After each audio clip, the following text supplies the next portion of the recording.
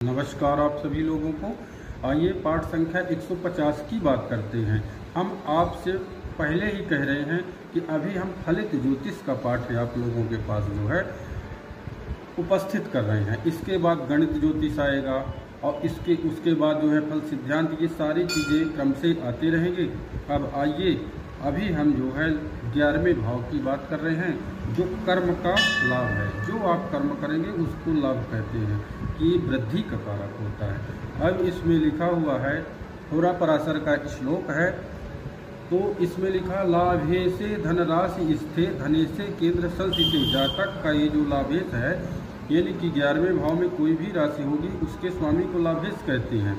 अब वो धन भाव में गया हो, जहाँ से परिवार कुटुंब धन देखा जाता है, तो ये लग्न से दूसरे गया हो, 1 2 3 और अपने से चौथे गया हो। और फिर क्या कहता है कि धने से केंद्र संस्थिते, और धनेश जो हो गया आपका तो केंद्र में हो, यानी कि पहले भाव, चौथे भाव, 7वें भाव, 10वें भाव में कौन हो, आपका धनेश गया हो।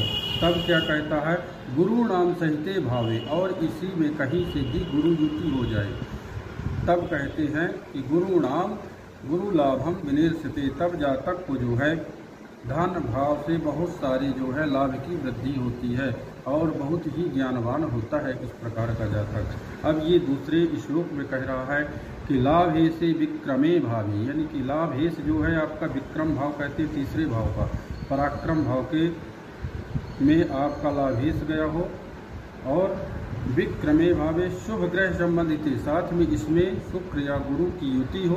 तब कहते हैं कि दृष्ट देश वत्सरे प्राप्त सहस्त्रे द्वे निष्काम, यानी कि जातक को 36वें वर्ष में 2000 स्वर्ण मुद्राएं प्राप्त होंगी। ये इस प्रकार कह रहा है, मगर ठीक है, स्वर्ण मुद्रा नहीं प्राप्त हो सकती तो ये सरकार से है, यानी कि सरकार से आपको लाभ प्राप्त होगा। तीसरा खेल कूद देखा जाता है आपका पराक्रम, तो जातक अपने पराक्रम से धन धान्य की वृद्धि करेगा और सरकार से बहुत सारे लाभ प्राप्त कर सकता है। नमस्कार।